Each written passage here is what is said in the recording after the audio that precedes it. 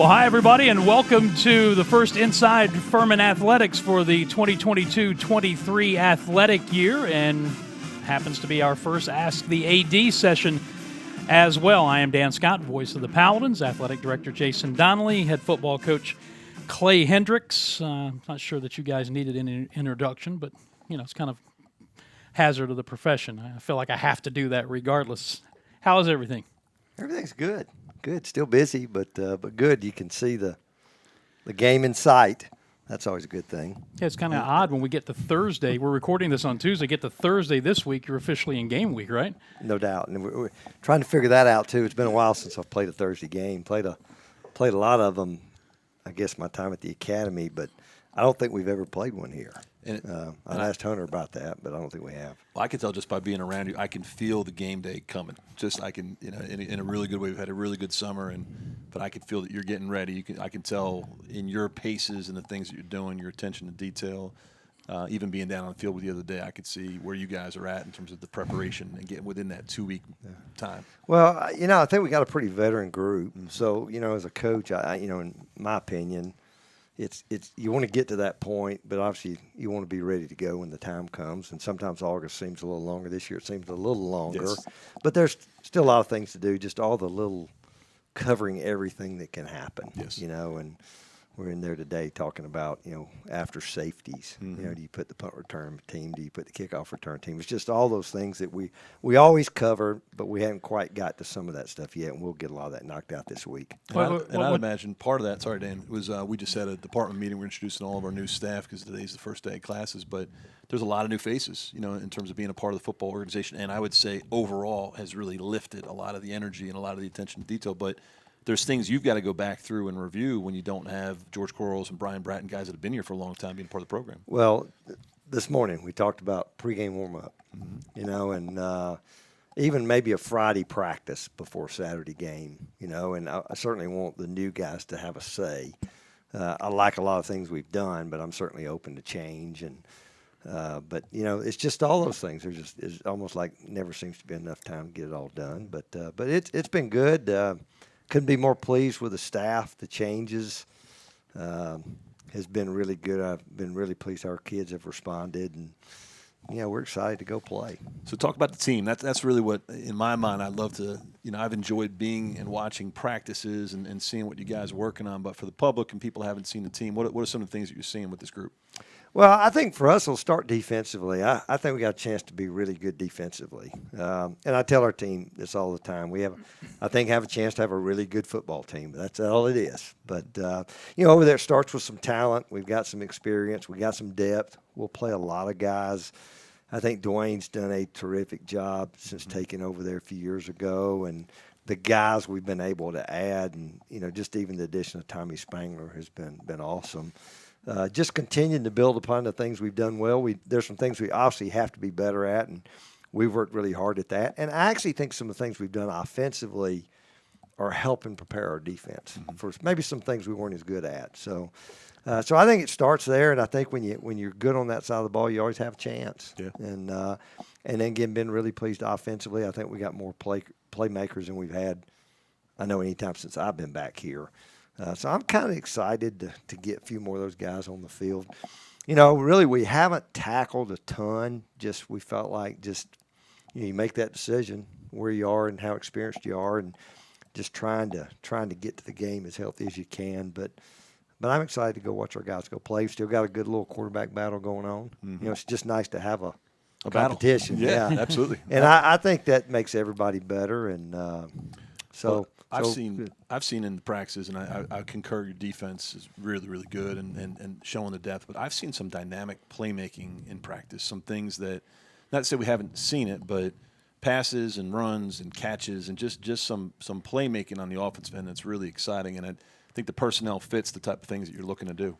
Well, I agree. I think, a great group's that receiver group. I know easily the best group we've had. We got a few more of those guys on the field. Yep. The nature of college football today, trying to spread people out a little bit. I think had a tendency in the past of, we pride ourselves on the ability to run the football, but at the same time, boy, we get ganged up on a bunch and outnumber you and some different things. And so trying to do some things to help our guys. And again, But to do that, you need playmakers, and I think we've done a really good job recruiting. I think we've added a couple of guys through our graduate program, which has been significant for us. Yes. Just to add some depth. They've all been great fits. So it's coming together. I think special teams. I think anytime you've got some talent and some quickness, you got a chance to be pretty good special teams. And I think we're pretty solid there. We've added Kitty and Williams that I think brings a whole different dynamic to it. Hopefully the ability to kick a lot of balls in or out of the end zone, I think will help us. I know it'll help the kickoff cover coach. It's a whole lot easier to cover. So, but it's getting all that together and getting through on, August is tough and, bumps and bruises, and we'll go out there today and I promise you there's nobody that doesn't have something that doesn't hurt, but just got to keep plugging along. I want to go back to a couple of things you said. Number one, you talked about having a veteran team, and here this is year 6 for you. And I guess for you, it's nice to be able to say you have a veteran team because it seemed like for the first 3 or 4 seasons you couldn't say that. And then the other thing, you were talking about defense and Dwayne Vaughn. And I've known Dwayne since he's been here, but my respect level for him really grew even more last year because he was in the back end was really hampered by injuries, but he would never make excuses. There were some things schematically I know he could not do just because he didn't have enough bodies to do it, but he never used it as an excuse. He never tried to throw up any smoke screens with me when we were talking or with anybody else. I mean, he would not put it out there publicly, but he just wore it and he went on and tried to do the best he could. And now, I hate to use the term embarrassment of riches back there, but he's gone from being decimated injury-wise to your defensive backs. You talk about depth. I mean, you guys have a number of guys who can play back there and give you quality minutes. Well, you talk about the age of college football today, nickel and dime packages. Well, you need more DBs to be able to do that. And I think later in the year, and there we went to Samford last game, I guess the week after they scored 42 on Florida in the first half, and I think we couldn't. I know we were so limited what we could do package-wise. I think Travis Blackshear goes down the first half. Yeah. We got those young guys back there playing, and they played really, really well. And, it's no secret. There are a couple things. We got to be better. We got to be better getting after the passer, and we got to be better on third and longs. I mean, and Dwayne doesn't mince words about that. And, and that's been an emphasis. And just like we have emphasis on, we got to be better throwing the football. And, so, we want to build upon things we've done well and certainly focus on things we haven't done as well. And I think we've addressed those, and I think we got a chance to be significantly better in those areas. One of the things I really enjoyed, and you mentioned before about Coach Spangler, is that, you went through a year where there's a lot of transition on staff, which is sometimes just a byproduct of success. One of the things I noted at our department meeting, when you're losing guys in your staff that are becoming head coaches in the conference, you're losing guys to the NFL. I mean, it's a great compliment to you. It's a great compliment to Furman. But the guys that you brought in have brought a great energy, and I know the guys feel like Coach Spangler. But can you talk a little bit about the impact of the staff and the guys you brought in? Well, I think anytime it's like losing a good player. You want to go find a better one. Right. And, it started with Justin Roper when that all started. I've said this. I truly went nationally looking for a guy. I thought the fit was huge, and certainly he's at a very similar institution where he was at Holy Cross, and I'd watched them. They'd been really good, and, then certainly he's from the South. He's been a great fit. I think the biggest thing Justin has brought is and we literally brought his entire system, verbiage, terminology, everything we did, and everybody changed but him. And I just couldn't be more pleased with how that has happened, how the kids have responded. Matt McCutcheon, just his experience and what he's brought to the table there. And Drew Dudzik. It's funny, I talked to Drew earlier in our time here. And, man, I thought, I certainly didn't want to lose Brian Bratton. But when I did, the first guy came to mind was Drew. And then I remember watching Drew play at JMU. We were talking about it today at lunch. We're sitting there talking, and he was on some great teams, and great leadership qualities, both as a player and a coach. And I'll tell you something else. Brian Bratton was one of the greatest football players to ever play here, great athlete. So you think, okay, you're losing that part, at least, of your coaching staff. It was either day one or day two. you hit a long touchdown pass to Josh Harris, and there's Drew Dudzik. He is sprinting. He ran a 60-yard dash and full force airborne chest bump. Which I was impressed by how quickly he ran that 60. Well, it's just been a great fit. I think you could ask them this. I think I still do. I love coming to work. I love being with those guys. We lost some guys that I certainly was really close to, but we've replaced them with some great guys. You know, and then Tommy, you know, it's interesting when Keenan Amendola had the opportunity to go back to Air Force Academy, his alma mater. And I remember walking to Dwayne at the time and said, you know, we always have a plan, and Dwayne did a great job. We talked to a lot of people. That's one of the great things of Zoom.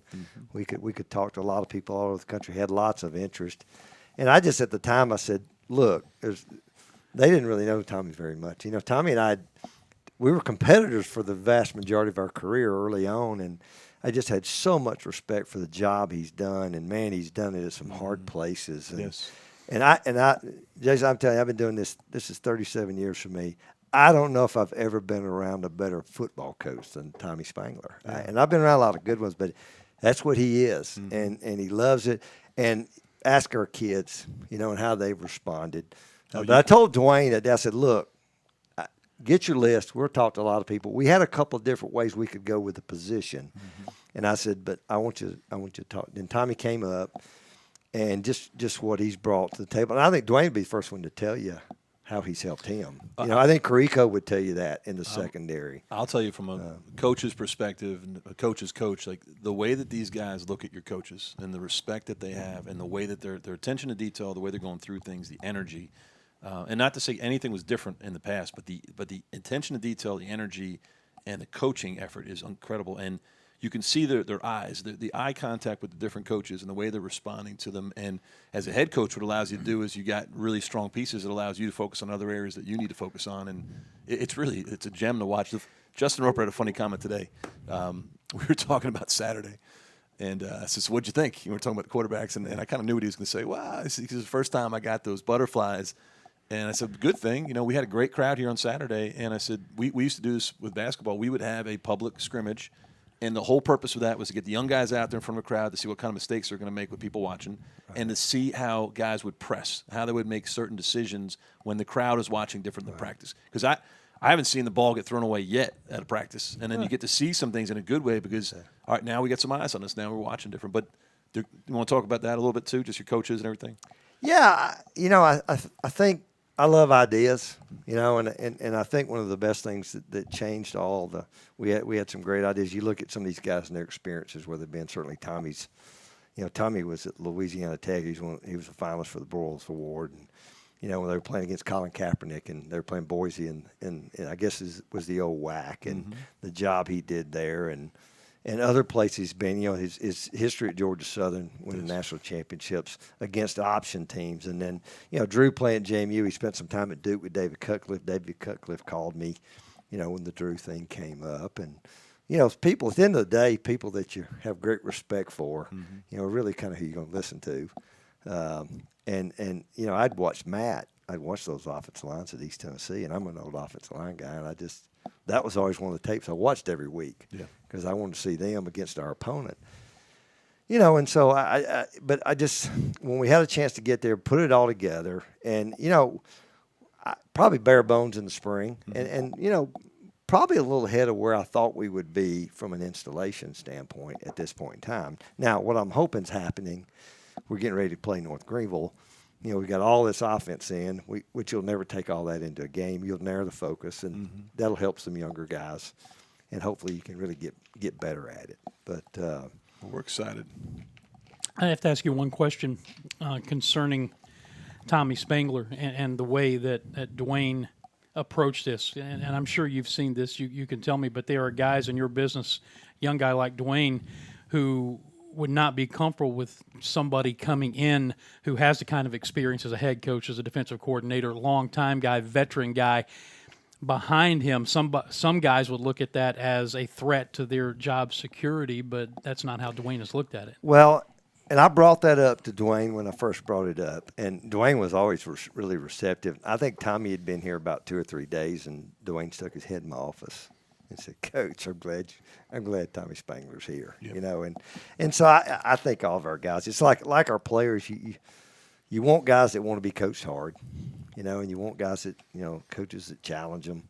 You know, you want to be challenged by other coaches. You like ideas, and, you know, check your ego at the door. And Dan, I'll give you the flip side of that. For us, Clay's super supportive of his staff in terms of head coaching opportunities, and Dwayne's had some opportunities. And I actually think in this case, it's iron sharpens iron. It's actually making him a stronger head coaching candidate in the future, because he's showing the ability not only to lead in his position area, to lead a defense, to also integrate staff and be successful. And actually, we're going to see even more improvement from Dwayne. It's only in his best interest for the long haul. So I look at the flip side of it, saying, if I'm sitting in a room with Dwayne and Dwayne's talking about things as a coach, and he's going to talk about, hey, I integrated this incredible former head coach into this role, and he was a part of our defense, and this is how it made me better. I think it's a plus. And you look at the NFL, like you look at Saban, like they're always bringing guys in that are going to help make them better, and you keep using those opportunities to keep getting better. Well, and I think this too. One of the things, you know, one of my jobs and one of my responsibilities is helping these guys through this profession. And, you know, I tell them every year at the end of the year, I said, look, if there's something you want to do and there's a way I can help you, I'll call for you. You know, just work hard and do the very best you can at Furman while you're here. And if those opportunities will come along, if they do, great. And I said, now, if I don't think it's very smart, I'll tell you that too. But you know, trying to put them in those situations, you know, it's been good for me to stand in the back of the room, let them dress the team. Yeah. You know, and giving them all that opportunity at the end of practice. All right, Coach, what'd you see today? And they get to dress the team. So I think those are great experiences for them. And shoot, it's great for me too. Yeah. And again, I couldn't be more pleased with how our kids have responded to all that. I'll tell you something Dwayne told me on Saturday after the Fan Fest was over. We were talking about what he was doing and the job Tommy was doing, working in the back end and special teams, obviously. But he said, you know, the best part is, he said, in the years that I've been here, when I have worked with the front seven, we've been really good at getting after the quarterback. And when I've been in the back end, we've not been so good. He said, now he's back up with the front seven, so he's expecting to be good, as you said, at getting after the quarterback again. Well, you know, part of the moves with Tommy coming in is he was going to go back to coaching the bandit position full time. We've got some good players there, and they've been really productive, you know, as we've headed into this, you know, preseason. I'm expecting big things out of those guys. So Clay, I got a question. I get a lot of interest about the schedule coming up, and specifically the Thursday night game. And this was something that was important to you. Can you talk about a little bit about what your thoughts are around Thursday night game, your expectations, and some of your strategy?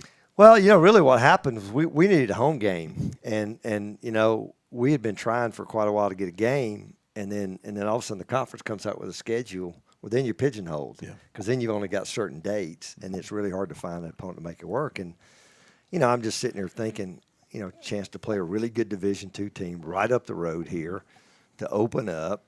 Jeff Arrington's a friend of mine, and, you know, Jeff, we worked together here for a number of years. Yeah, I guess he was here from 2002 through 6 when I left, and then he was here with Bobby Lamb through his whole tenure. But, you know, and we had a chance to do something a little different Thursday night. I think, you know, we're always working to get students there, and you know, I guess they got class on Friday morning. Yeah, so sort of. Maybe they're going to stick around on Thursday. Labor Day night. weekend, they may or may not make it, but it's. But I don't know. It's a chance to do something a little different. I think North Green will bring a really good crowd, and you know, kind of like I felt like A&T would do a year ago. Yeah. Now, I don't think they'll have quite the band that A&T has, but but there's a buzz, there's a palpable buzz on campus. The students are so excited about football coming back. A lot of the things that we initiated last year, they're looking forward to doing. So I think Thursday night game going into a Labor Day weekend, I think the other reason you've mentioned, not only just the draw, the crowd, the night game, the opportunities, North Greenville, but also the rest and preparation for the following week and getting ready for Clemson. Yeah, we'll take every bit we can get. And, you know, what's interesting about that, you know, they don't play until Monday night. Right. So they play Monday night and then turn around and play us on Saturday. So we need everything that can. In those games, you always need something going your way. Yeah. But we've had a lot of pro scouts through here, and a lot of them have been to Clemson. And I think almost every one of them has said, Coach, their front seven is legit. Yes. I said, well, you're not telling. I think in 18 when we played them last year, they had the 4 first-round picks in the defensive line, and we had a freshman quarterback playing. So we'll take every little bit of little bit of advantage we can get. Well, they've acknowledged, and some folks have been over there. They've already been they're planning to put some Furman stuff in before they play Tech. So it's interesting. So they're definitely doing their due diligence as well. But that's a talented team. I got to tell you, there's one person above and beyond everybody else on this campus or elsewhere that is happy that you're playing this game on Thursday night. And that's my wife, Angela, because that Thursday night, September 1st, is our 33rd wedding anniversary. Wow. But because it's a Thursday night, I get to take her out of town for the weekend, over Labor Day weekend. So she sends her heartfelt thanks for if we have to play, at least we get to play on that day and then have the weekend. Well, they get a night game. We got a lot of people want, I'm not. Yeah, we got a night game. Yep. Got it Thursday. She'll change it up a little bit. You get the Labor Day weekend off. Yep. We'll probably be here. I'll probably be here. But no. So I'm excited about it, and we'll see. Good. Well, I wanted to share, and I was going to share this at the beginning, guys. I have a heartfelt appreciation for the work and the character that Coach Hendrix brings to this program. I can't begin to tell you how many places I go or how much information I get back about Clay, about his character, and I think we all just got to be appreciative of what we got. We got a Furman man who's played here and coached here and done an unbelievable job. But we had an opportunity also to get together. We had a really fun SoCon media day and then SoCon golf outing, and we are very fortunate in addition to Clay's representation as a coach and as a man of character. But also, I think he may be the best golfer amongst all the football coaches in the Southern Conference. I know George Quarles might argue that a little bit, but we had a fun golf outing with some of our trustees and a great day up there at SoCon. But congratulations on being, I would say, the best golfer in the SoCon amongst the coaches. Well, I don't know, Coach Quarles and I, we had some good little battles there. I don't know if that's saying a whole lot. That I've seen a few of them play. I got to tell you, there's a danger to that. When Tommy Bowden was the coach at Clemson, and I was over there after one of his media outings, and Tommy was not a good golfer, at least then. I don't know what he is now, but he said he told the media, somebody asking about it, he said, "Yeah, but if I was a good golfer, you guys would complain and write about the fact that I was spending too much time on the golf course and not coaching the team." Well, so Clay, there's the other side of that coin too. I know there was I don't know the quote, but I think Bear Bryant had a famous quote about a coach that was a good golfer, not very much of a coach. Yeah, so exactly. I don't know. It's one way for me to compete at something when you get to my age and you got a chance to still compete. I quit playing lunch basketball a long time ago. That's good. But it was a way to compete and have a little bit of time in the off season. It's something I've enjoyed my whole life. So it's an important thing to do, and I think it's a part of the relationship and the competitiveness and all those things. And I love how you talk about, I get my handicap down to a certain number, and then football season happens, I go all the way back down. And then it's another 6 months, I won't even touch the clubs, and I can respect and appreciate that. But the most important point is just how much we appreciate you here at Furman, the great job you've done. We can't wait for the season. This is going to be a fun journey for all of us, and we're really looking forward to it. So the plan is Thursday, September 1st. That's our next big outing is a home game. We're going to tailgate starting at 3 or 4 o'clock in the afternoon. This place is going to be packed 7 o'clock at night. We're looking forward to it. It'll be different. We're going to need to get some of our fan base out on a Thursday night instead of a Saturday, and we know that. But after that, we've got 4 great games lining up, 3 of them in October. It's almost every other week, and then finishing up with Wofford in November. But, man, we are excited for this season ahead. Well, that's too. I told our team as far back, you look, I kind of saw it as a little bit of a 3-game schedule. We had North Greenville, we had Clemson, and obviously that third one's much more important than the other 2. Exactly. Even though they're all important, really important. So it was a great thing for our team to focus, and and it's a really good North Greenville crowd coming in here. It'll be really talented, so it'll be a good challenge for us. And again, we're just looking forward to going to play. Good. Dan, anything else you got? So I promised Clay we'd get him out of here to go to practice because he's in season. He's got more important things to do. All right. Good stuff. Great being with you guys. Yeah, good to see you. Too. Okay.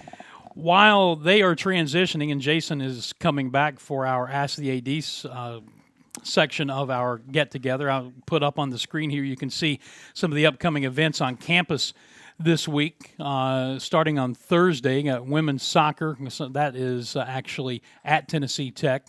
Men's soccer is on the road at Houston Baptist. Women's volleyball on Friday at East Carolina.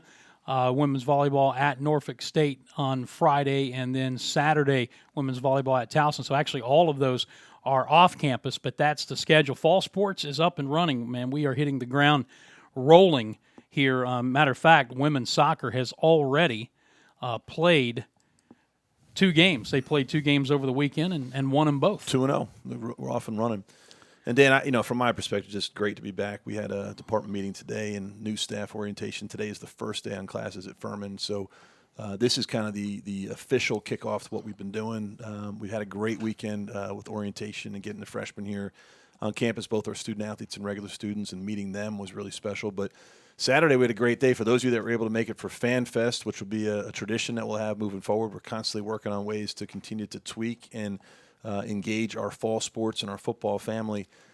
Saturday was a great day. I saw you out there, saw your wife there, your grandson, saw a lot of our radio guys and a lot of our fans. But Saturday was an awesome day, and we're just excited to be back. And we're going to get into all the questions. We had someone said, no infomercial. Don't tell us about all the great things that are going on at Furman. But I just want to just give you some background on some stuff that's taking place, because some of the folks that are tuning in, this is part of what they respond to. They want to know what's going on at Furman that's going on behind the scenes. But coming off a really special year last year, I'm really excited about the year ahead in terms of where we're headed with our department and all the initiatives we have on campus. Feel a really strong sense of support from our president, from our trustees, from our administration, and just around us in our athletic department. We've retooled in a lot of different areas. There's a lot of new people, of which we spent a lot of time just getting to know them today. But this past year was great. The academics, the fundraising, the revenue generation, the initiatives. And I think you got to take account of the success of the things that take place. Otherwise, you just fly right by it. Some notable things I think were really important, too, is just national recognition for Hall of Famers, and guys like Dick Sheridan and Clint Dempsey and everyone that's a part of Frank Selvey going into the Hall of Fame this year. So Furman just resonating on a national scale is really important. Which, how was Frank Selvey not already exactly in the Hall of Fame? Exactly. What took so long? Yeah, and I think some of this is just even cleanup. Like they're going through a process of going backwards. And we actually had that conversation in our Furman Athletics Hall of Fame, talking about criteria for our Hall of Fame. It's one of the toughest Hall of Fames to get into. And we discussed the concept of kind of like you do in baseball, like an old timers group, where you look back and say, okay, did we miss someone from previous generations, and look back to see who really should be included in this Hall of Fame that may not have been. But obviously, this accomplishment for Frank and his family is just phenomenal. But feel great about where we're going. I mean, the SoCon Athletes of the Year were men and the women for the first time. In terms of representing Furman. To have Anna Morgan and Cameron Ponder represent us was awesome. So we're very excited. So last year was a great year, putting a pin on that in terms of where we were. And we just sent out a thank you note yesterday, which I just want to acknowledge to all of our donors. We felt a very strong sense of support, and the support goes a long way in terms of our strategic initiatives and the importance of Furman Athletics. But to have another record-breaking year in fundraising, another record-breaking year in support, another great year in revenue generation, and we just can't take these things for granted in terms of what we're trying to do, because if we do, we're going to lose the momentum of what we need to be able to do to try to accomplish. So just a big thanks to all of our donors, to all of our fans, to everyone that supports Furman Athletics for what they've been doing, because it's all good. It's in a really good spot. And that being said, wanted to get into questions and go through things with you, Dan, and thanks for guiding me through all of it. I was just going to say, as we get into this, though, the only thing about having a record-breaking year is that you have to have another one the next year. There's no going back, right? And I think that leads into the conversation about Timmons, you know, and sometimes, guys, as we're going through things, one thing we want you to know is that Dan shoots me the questions the morning of. I get a chance to take a quick look at them to see if there's things that I know or don't know. Like I just asked Clay a question when he walked in and said, what do you think about this? Because I want to know what you think, and these things matter. In order for us to keep sustaining this success, it's going to be a comprehensive effort in fundraising across the board for all of our teams. One of the exciting things we're heading into that you heard about today is we're heading into the capital campaign launch. We're currently in a campaign, but April 15th we're going to launch. And the university's got a number of different strategic initiatives that are really important. Timmons Arena is on the top of that list, in terms of capital projects that we're focused on and working to improve. When I mentioned tremendous support from our president and from our board, they're actively involved in helping us to push this forward. Our administration, our finance and facility staff, in terms of the work that's being done behind the scenes, is really, really going well. I'll tell you on the fundraising side that we have reached out to some donors with some really large asks relative to where we're trying to get to, and we'll see. We're in a wait-and-see mode right now in terms of where we're going to be. The university's offered support as well, which is great. So we just got to get through the process of being patient, which means you got to put the work out. You got to do the work. You got to make the ask. You got to figure out where things stand, and you got to see what comes back. So with Timmons, it's kind of a wait and see relative to where we are.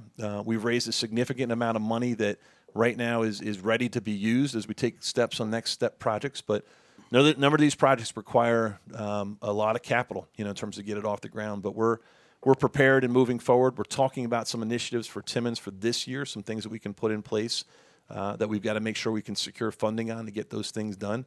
That might impact the experience for this year as well, but we feel really good about it. Among that, in addition to that, our men's basketball coach, Bob Ritchie, also has his work that he's doing. So in addition to his emphasis on facilities, and it's important, even more important for him, we're in a competitive landscape in men's basketball that the university's been investing and we've been pushing and we've been growing. And I feel really good about the way that we've increased investment with men's basketball over the last 5 years. And as a part of that with Elizabeth Davis' leadership and Bob Ritchie's leadership and our board, all the different things we've been doing. But Bob's also been focused on a strategic fund to allow him to take major steps forward with his program in areas that he wants to take relative to what's the next step in basketball for him. And some of these things are not capital improvements. As you look at the growth of a program, some things are focused on buildings and bricks and mortar, but other things are focused on, now that we have great locker room, now that we have great offices, now that we have a plan to build a facility and to do the things we need to do, some of these things are built around the fringe benefits about being a part of a program that he's looking at on a national level relative to where are our peers, where are our aspirants, where are our goals, what are we trying to do, and what's the value add for the student-athlete experience that he's been focused on. So there's a lot. There's a lot going on. There's a great support, and we're excited about where everything's headed. This basketball team, got a chance to meet with them yesterday, has got a great opportunity for a special season. The football team's got an opportunity for a special season. The basketball team's got an opportunity for a special season. Our Olympic sports are lined up in a really good way. So part of the excitement for me is just getting into this next year in terms of where we're headed. Well, along with the question about the Timmons fundraising, and the question that you asked Clay was also on the list, and the way it was phrased, talking about what a lot of our competitors have done as far as end zone projects and things along those lines. And you and Clay were actually sitting here mentally sketching out what that might look like as far as what he would like to see with weight room, the end zone facility, and the like. So where is that on the radar? Yeah, so I think, you look at different things when you come into this. I'm just giving you my perspective coming into the job. From day one, it was clear that there was some infrastructure needs and improvements with basketball. Like, it was a no-brainer that there's things that needed to be improved. And we've been funding those improvements, and there's been improvements, and there's improvements to come. So you're looking at that as one thing. When you come back to football, Clay and I's early conversations around the football program is the blessing of having had the Pierce Horton building done and the blessing of having a program infrastructure in place is that a lot of the focus wasn't necessarily about new buildings for football. A lot of this has been about investment in football. It's about a growth of the brand in football, growth of attendance, the support. So if you're looking at where energy is and where the return is that around football, it's been how do we get our campus and our community united around supporting football the way that we have. So if you look at the last 2 years when we're looking at implementing things with football, a lot of it's actually gone back to a little bit of grassroots efforts when it comes to what do the students want and how do we get them to games? Right. What do the fans need to experience and what do they need to see around it? How do we make changes in tailgating? How do we make changes in the facility? Like, you and I have got this. You've got the best view on campus, looking down on this beautiful stadium. I wish you'd let me charge for it, by the way, but that's another story for another time. But you're looking. You got a brand new turf field. You got improvements in the stadium. We're making improvements in the concessions area. We're making improvements around the stadium and different things that take place. So some of these things have been cosmetic changes. Some of these things have been structural, organizational changes, and some of these things have been changes in energy. So the question specific to the end zone facility. Until recently, this really wasn't a priority. This wasn't something we were discussing a whole lot. I did hear from an alumni group with football that this is something that they would be interested in taking on. It doesn't mean that the capacity is there in terms of fundraising for it, but we do have some designs in terms of what we're thinking about for a potential of an end zone facility, which would include a new weight room that would be really more specific to football, which will allow our other weight room to be used by all of our sports. It's not a necessity. It's more of a upgrade relative to where we could be. A space for an entertainment deck for our football alumni and for people that come back to football game days. It's also a space that we could really use and program, not just with the football program, but with a lot of our student athletes. It's something that would certainly help. And then part of Clay's interest, and one of the questions that was in there was like, Clay, if you had to say what's the thing that you'd really want to have to upgrade a facility, he has an interest in an indoor facility in terms of whether that's attached to that facility or whether that's at another space that would allow him to answer the questions he has when he has inclement weather. So we are blessed here in South Carolina with incredible weather most of the year. It's a great place to be, but there are times where weather comes in and it impacts his ability to schedule and it impacts his ability to practice. And sometimes he's got to do some things outside the box that do it. But that would be some of the next level things that Clay would be interested in. I will tell you what I told our football group is that from a university strategic process, the number one thing we're focused on is Timmons Arena first, and that this could be something else that we could work on in addition to. And I don't think it's the same groups. I think it's separate groups. But it's something we're going to look into more in the months ahead and the year ahead, just in terms of feasibility for it and also in terms of support for it. Because I tell all of our coaches all the time, if it's important to you, then it's important to us. And if the money's there, we can get it done. But we got to be aligned strategically about what we're trying to get done. And that's something that's certainly interesting to us. Tennis coach search, that was next on the list. If what Drew Ingraham told us earlier this week is still accurate, then we are very close to wrapping up that process, right? Yeah, we've been blessed. Adam Herendeen has done a great job here at this program, and women's tennis has been incredibly successful in the SoCon and on the national level. So the pool of candidates who are interested in this job, and Adam was very transparent with his desires and goals in terms of his career. So we saw this coming. The pool of candidates that we have been amazing. And if anything, it's been harder to narrow it down as opposed to trying to make that final choice. We are in probably the end of a process where we're kind of getting down to the end of it with some really good candidates that are involved. We would love to have a coach in place right now as the students are coming back, but it's going to need a little bit more time. But we're right there relative to what we want to do next in terms of the tennis search and feel really good about the pool. Drew's done a great job. Drew's our new senior associate AD for external who is overseeing all of our marketing communications, but he also works as a sports supervisor for tennis, and he's done a great job with the search. So we feel really good. Fan Day, we came down out of the stands as they were getting ready to start the autograph session, and he was down there greeting people as they came onto the turf, handing out posters. I said, "Look at that! You're the poster boy for handing out posters." Yeah. and his response was, "Other duties as assigned." Yeah. And then Furman Athletics, because everyone here is chipping in and supporting everything that we do. And you just heard the department talk. I mean, our whole job here is to support the success of others. Having our football program supporting the success, like the football program being at the women's soccer game the other day was a huge lift. It was a huge lift for the women's soccer program. It was a huge lift for our freshmen. Those are the type of things that we need to do. The fan fest, seeing all of our coaches there and them being there with their children, our staff there. Those are the things that we're trying to build in terms of this inclusive environment. But Drew is a great example of servant leadership. You've got to lead and do the things you need to do. And there's no job that's too small for any of us in this entire department. But I'm really, really proud of him and the great work he's been doing.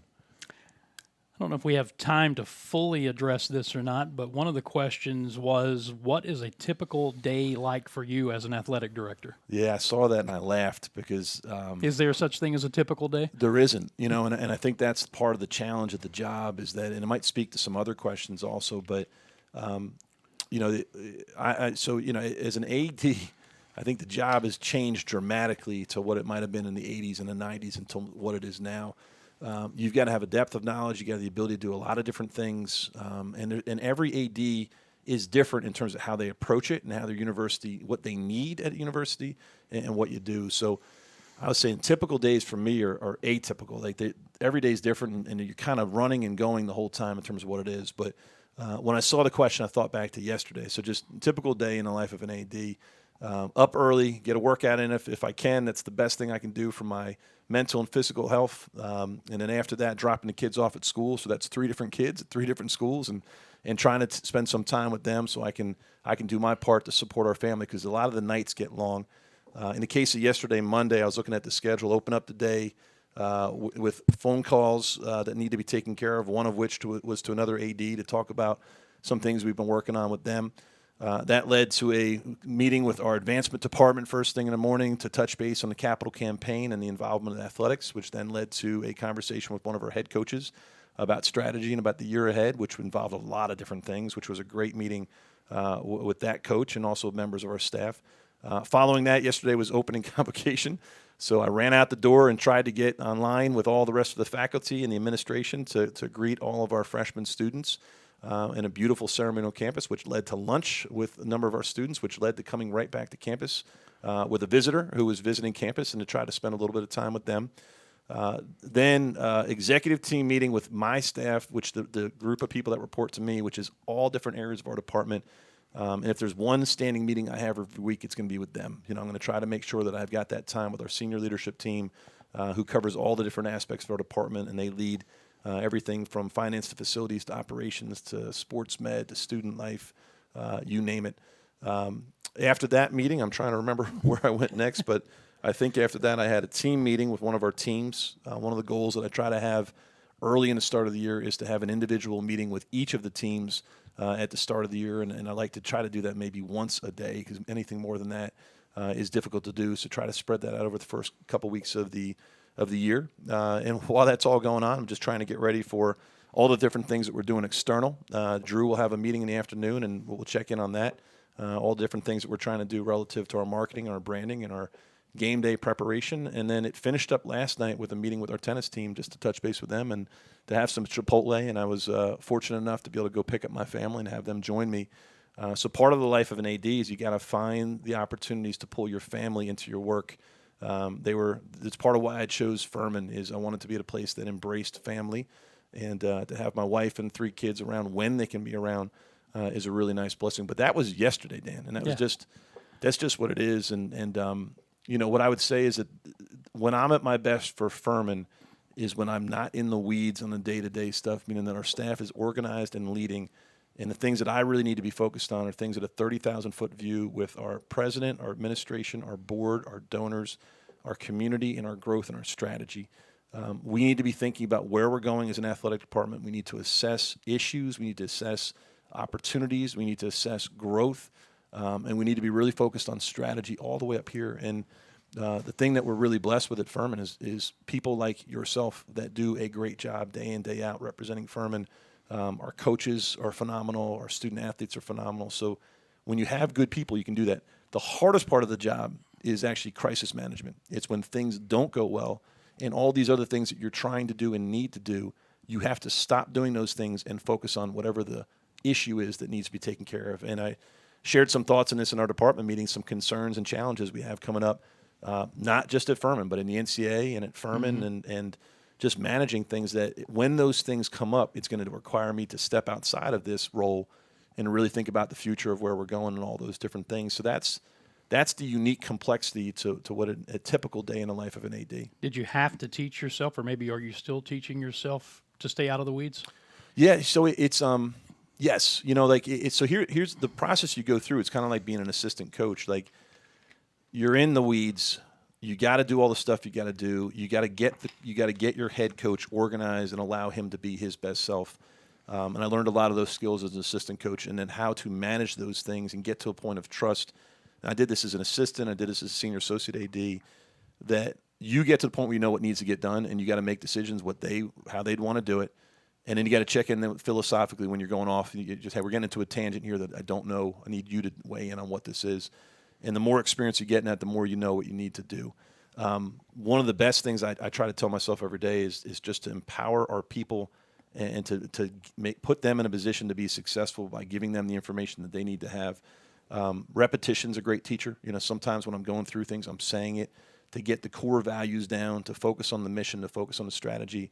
But I'll be honest, Dan, like, the best people are the ones that respond to a conversation and they say, I got you, I understand. And then what they do is they take that and they just go with it. And you can see when you've got really good people that can really feed off of that, it's not usually as much of I don't have to hover over things. It's more along the lines, hey, this is what we're trying to do. And then someone say, I got it. We're going to go in this direction in terms of what we're going to do. Hiring people that way is really important. You got to hire the right way.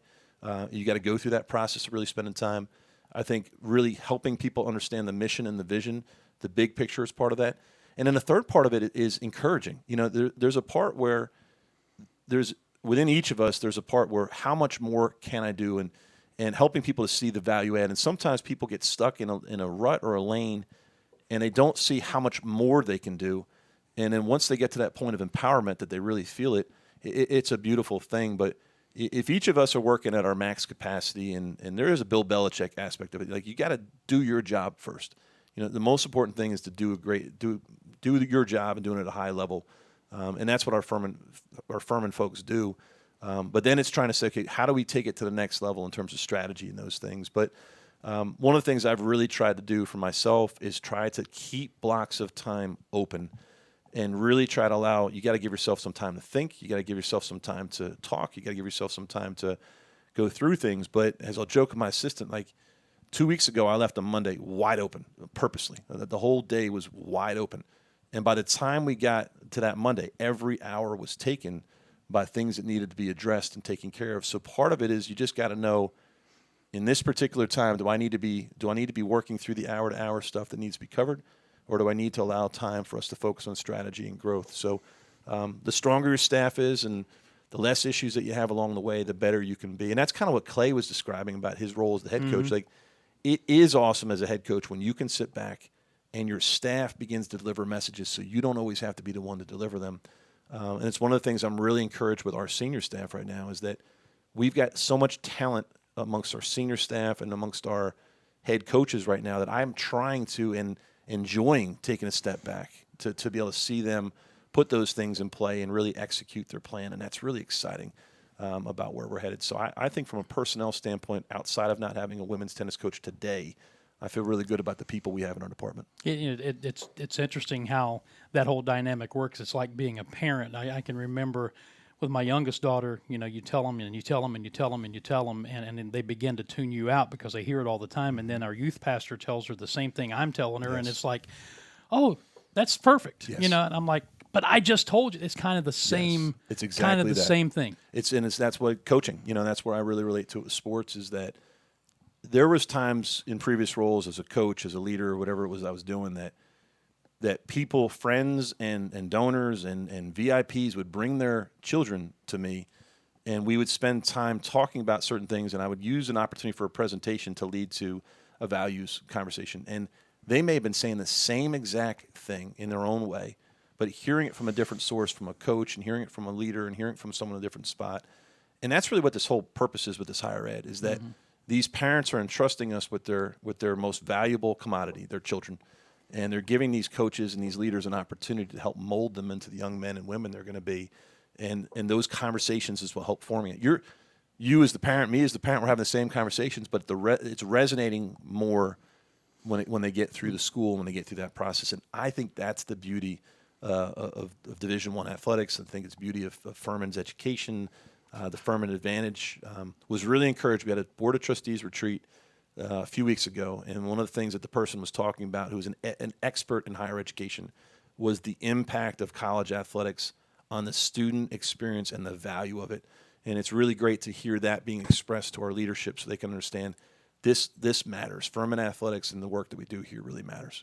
And let's try to get through a few of these because we're approaching an hour, and I worry about people's attention span sometimes if we go much beyond that. Well, you and I could talk all day, so it's part of the challenge. We could just do this forever. Any plans for future schedule announcements? And I'm assuming that it is mostly football, but there might be some basketball thought in there as well. Yeah, so basketball set for this upcoming season, minus one game that's in one or two games that are in contract, meaning that they're just getting finalized. Really excited with basketball for this year, for our men's basketball team for the Charleston tournament, to be competing in an MTE, a multiple team event on national TV with ESPN. I'm going to encourage as many Furman fans that are able to come join us in Charleston. We're going to need your energy. We've got a great opportunity to open up with Penn State, but we're going to play Power 5 teams in a national tournament on national TV.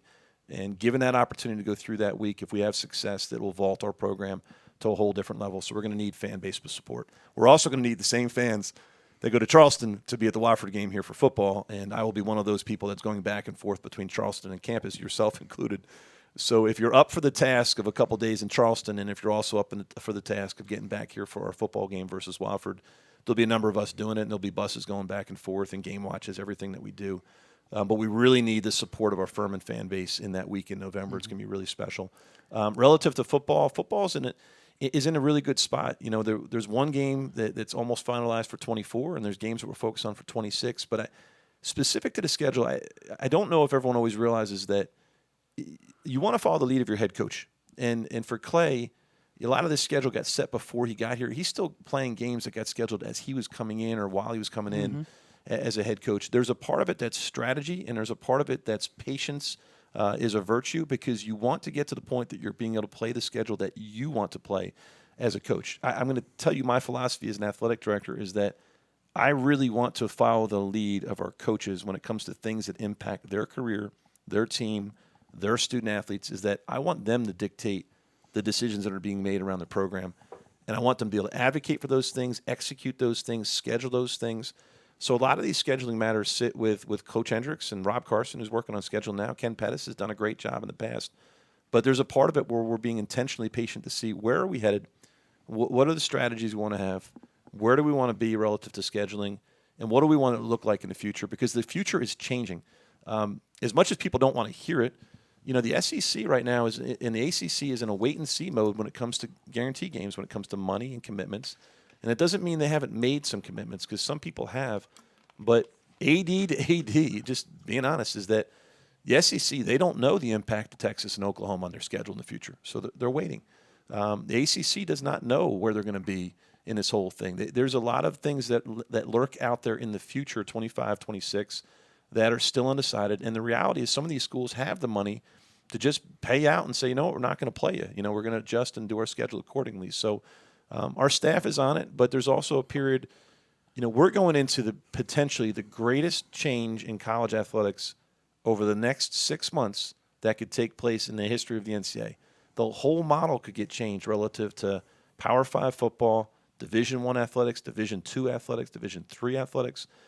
This is uncharted territory, and it's been described. It's like you almost got to be prepared for the way it was when the newspaper industry was changing. Like this could be colossal changes. Well, if people were paying attention, I think it was late last week, there was just a little subtle note that came out of the world of college football that said publicly for the first time, acknowledging they are discussing taking the biggest level of college football out of the hands of the NCAA and running it themselves. Yeah, and I'm going to tell you that may be in the best interest for Furman. And the reason I say that to you is that the end game here is for Furman to remain a Division I athletics program, for the Southern Conference to be a Division I athletics conference, because there's a lot of things that are going on that are swirling around this, and they all revolve around bowl series football. And there's a movement here where we're talking about, you know, professionalization of these, you know, as employees. We're talking about compensation. We're talking about investment. We're talking about unlimited staff, unlimited scholarships. There's all kinds of things that are being discussed. And the reality is, if you really, that was a really small thing that was said, but it's a big thing that was said. Oh, anybody who's been really paying attention to what's going on in athletics, it registered just like that. Right. And it's one of those things. So let's just say that those conferences choose to go that route. But if you keep the rest of the umbrella as Division I, it doesn't mean we can't compete against you. It doesn't mean that we can't, you know, do different things. But to keep Division I athletics, you know, scholarship Division I athletics at this level and competing in basketball and in all these other sports together, it's kind of like when we're talking about FCS football. Like that's kind of what that whole model is that would allow Division I athletics to continue to move forward the way it is. The concern is that if that semi-professional model starts to gobble up other aspects of college athletics and we go down that route, then the whole model could change very quickly. And those are some of the concerns that you have as a smaller school. Yeah. If you're a bigger school right now, if you're in a Big Ten and you're hearing that you're going to get a payout of $80 to $100 million per year when it comes to your TV contract alone, you're not worried about this, because what you're trying to figure out is, all right, we're going to have this revenue come in, and we're going to have what we need to be successful as a conference. And then they've got to make a decision. What is their decisions around revenue share? You know, what are they going to share with the institution? What are they going to pay their coaches? What are they going to work with their student athletes? What's the revenue distribution at the highest possible level? The reality of the money at that level is that it's not intended to be distributed to all the athletes. It's intended to be with football, maybe basketball. So, you know, we're watching this very closely at Furman. We're watching this very closely in the Southern Conference. We've got advisors that we're working with. We've got different things that we're trying to prepare for. But a lot of this modeling is set to change. And that doesn't mean it's going to be colossal change and it's all going to fall off a cliff. That's not necessarily where it's going to wind up. But we have got to be ready to adjust and ready to pivot. And our department's uniquely positioned for some of these things, but we got to find out what we're getting into. So some of the questions, like one of the things that asked, is there a future for baseball at Furman? Well, the answer is yes. There's always been the possibility of baseball returning to Furman. Part of the decision that took place there was during a period of time in COVID that was impacted by enrollment. So Furman's financial challenges aren't the same as they are at Clemson, aren't the same as they are at an SEC or a Big Ten school. It's based on enrollment. So if your enrollment changes and your budget changes, you can't afford everything you do. But if enrollment rebounds, or if there's an opportunity to make adjustments to have programming that fits your institution, then yes, there is a scenario where you could have a baseball back. There's also a scenario you could have different sports a part of our athletic department that we haven't had yet that would allow us to do things relative to the athletic model where we're going. But a lot of these questions cannot be answered until we find out where the future of college athletics is headed. So yes, there is a scenario where that possibility could be there. And you and I have discussed this. I've discussed this with alumni. We've discussed this as an administration. We're going to see where this all winds up. But the next 6 months is a big wait and see, and also deliberation relative to the model of college athletics. The best way that I've seen it described to date was at one point during the summer when someone explained that within the 3 divisions of athletics, Division 1, 2, and 3, there's like 9 different levels of classification. And if you think about that, when you think about the highest earning athletic departments to scale at one level, and then working your way down through all that in terms of where everyone fits, it's a lot of different classifications within a model. What we're trying to keep it simple to be is we want to be in the highest possible level of that classification. And what do we need to do to continue to compete in that? And if Power 5, football moves on and does their own thing, that's okay because they got the financial resources to support that. All right, very quickly, there were a couple of questions about name, image, likeness, and I'll try to combine them. Can you see how that positively affects Furman football, and do you see Furman supporters establishing an NIL collective like has been done at Montana State, Grambling, and a lot of the FBS schools? Yeah, we've already, just to be clear, and it actually came up at lunch today with some of our new employees, we've already moved down the road of supporting NIL as an institution, to supporting NIL as a conference, supporting NIL NCAA, and there's measures in place for our student athletes to benefit from that structure. Is there a positive impact for Furman football, for Furman basketball, for track and field? Yes. And there's opportunities out there, and some of our student athletes have already begun to use that aspect, and a lot of that's run through your compliance office. Different schools, as you see things, are beginning to do different things with outside groups. So institutions aren't allowed to coordinate those things, but they're allowed to help the process of making sure that they're compliant. And you're going to see alumni groups that form collectives. That's going to be a part of the future of a lot of these different organizations. You're going to see fan bases that do these things. You're going to see individual deals that become a part of it. And part of this is a little bit of a trickle-down effect, is that the market is going to determine the value and the opportunities that are out there. The majority of the things that you're seeing in the news when you talk about NIL are these really big, crazy deals when it comes to big-time football, athletic departments with a lot of visibility. But as a part of what we're doing is NIL is a good thing.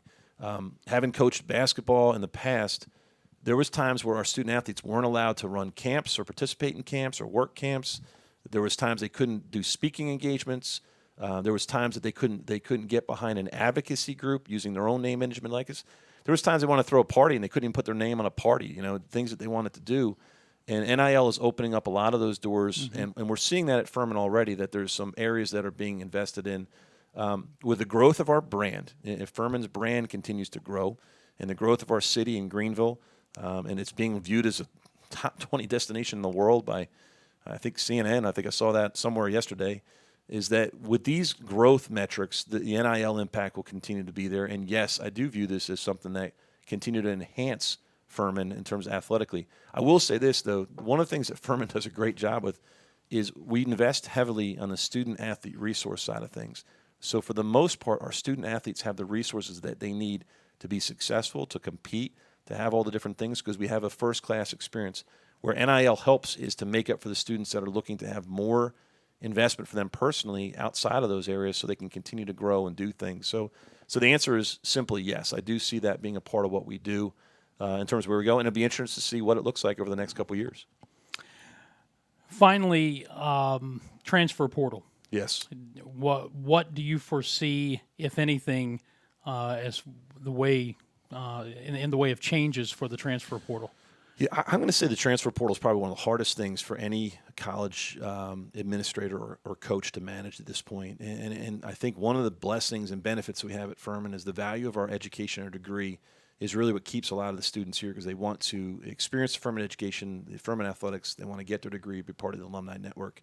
But as the transfer portal continues to grow, particularly if they go to as many transfers as you want, if that's formalized and anyone can do anything every year, you're going to see continual transfers and growth of the transfer portal on that side. One of the things that Clay mentioned that was an adjustment that we've made as an institution is we now have a master's program that does not require prerequisites that a number of our upperclassmen students are using and some of our transfer students are using relative to continuing their education at Furman, which is a really important thing. I think the transfer portal is something that we've all got to kind of say, this is the new normal. This is where this is going to be. I've advised our coaches, you should expect and anticipate there's going to be a melt on your rosters every year that's going to be a part of your process. The key thing is to have an institution that when students are making a decision, they understand why they want to be at Furman. They understand why they want to go to classes here. They understand what this is. The challenges for us is that sometimes there is an easier path somewhere else.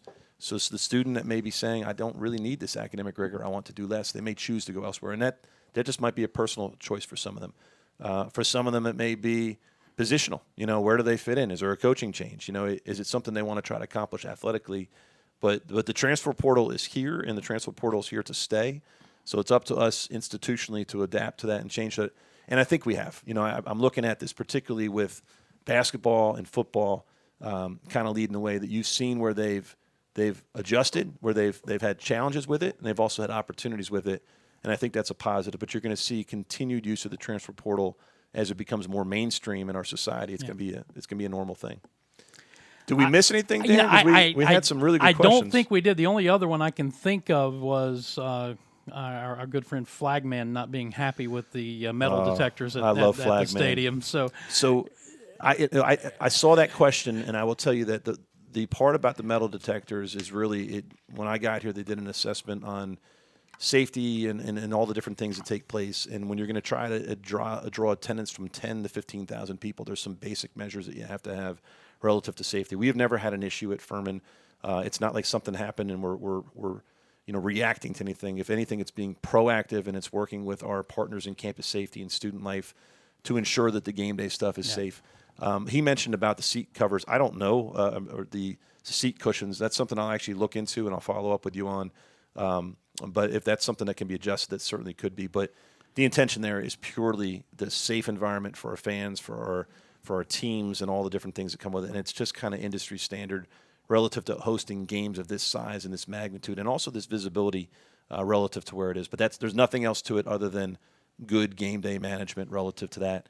And I do understand it's an inconvenience, it's a change to what it might have been in the past, but it's a part of just modernizing the approach and the safety and the things that take place.